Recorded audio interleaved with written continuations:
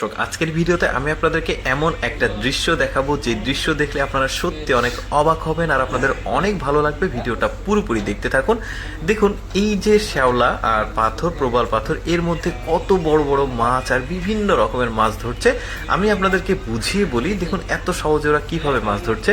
আপনারা জানেন যে সমুদ্রে জোয়ার ভাটা হয়, তো যখন জোয়ার হয় তখন প্রচুর পানি ধারের দিকে আসে। ধারে যে প্রবাল পাথরগুলো থাকে, এই পাথরগুলোর মধ্যে এই জোয়ারের পানির সাথে অনেক মাছ আসে, এসে এই যে শ্যাওলাগুলো খায়, অনেক কিছু খায় তারা। কিন্তু যখন ভাটা হয় তখন পানি নেমে যায়, বাট এই যে পাথরের প্রবালের ফাঁকে ফাঁকে ওরা আটকে যায়। আর এই স্থানীয় যে জেলেগুলো আছে ওরা এসে এই মাছগুলো খুবই সহজে ধরে নেয়। দেখুন কত রকমের মাছ, দেখতে বেশ চমৎকার লাগে। এগুলো সবই সামুদ্রিক মাছ, মানে লোনা পানির মাছ, দেখতে বেশ চমৎকার। আর আপনারা জানেন সামুদ্রিক মাছ কতটা টেস্ট হয়। যেমন দেখুন, এটা কত সুন্দর মাছ, দেখুন শরীরের কালারটা। এই যে এখানে একটা আছে, এই মাছের যে কালার, এটা আমার কাছে খুবই চমৎকার লেগেছে। দেখুন, মনে হচ্ছে ধরে নিয়ে এসে অ্যাকোরিয়ামে সাজিয়ে রাখি। এটাও বেশ চমৎকার একটা মাছ। ওদের কপালটা কত ভালো, দেখুন কপালে থাকলে এভাবে আসে, আমি অনেক ভিডিওতে বলে থাকি। এখানেও একটা মাছ আছে। দেখুন ওই যে পানিগুলো, জোয়ারের পানিগুলো নেমে গিয়ে ভাটা হয়েছে, আর এখানে মাছগুলো আটকা পড়েছে আর সবাই এসে মাছগুলো ধরছে। ওইখানকার মানুষদের আসলে মানে কতটা কপাল ভালো দেখুন, মানে মাছগুলো দেখুন কত সুন্দর।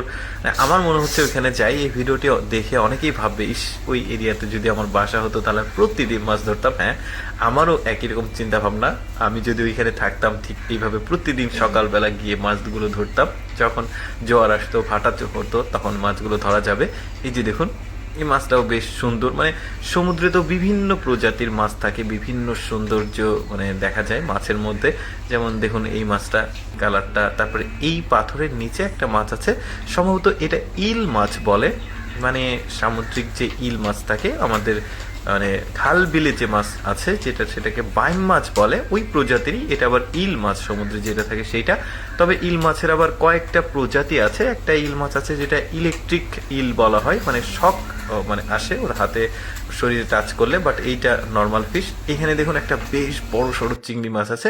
তবে এইটাকে চিংড়ি মাছ বলে না, অন্য একটা নাম আছে, আমি ঠিক ভুলে গেছি। আপনারা জানলে কমেন্ট করে জানাতে পারেন। এখানে দেখুন কি সুন্দর, এটা এটা লবস্টার চিংড়ি, বাট আগেরটার দাঁতটা কাঁকড়ার মতো ছিল বড়, ওইটার আবার আলাদা নাম আছে। এই মাছগুলোর কিন্তু অনেক দাম, আপনারা যেটা জানেন, আর খেতে বেশ টেস্ট লাগে। এইখানে দেখুন পাথরের ফাঁকে দুইটা মাছ আছে, বড় মাছ, সম্ভবত এটা কুপার কোরাল জাতের মাছ। এই যে দেখতে পাচ্ছেন, বেশ সুন্দর মাছ। দর্শক, আমি সবসময় চেষ্টা করি আপনাদের সামনে কিছুটা অদেখা ভিডিওগুলো উপস্থাপন করতে। এরকম ভিডিও প্রতিদিন দেখতে ভালো লাগলে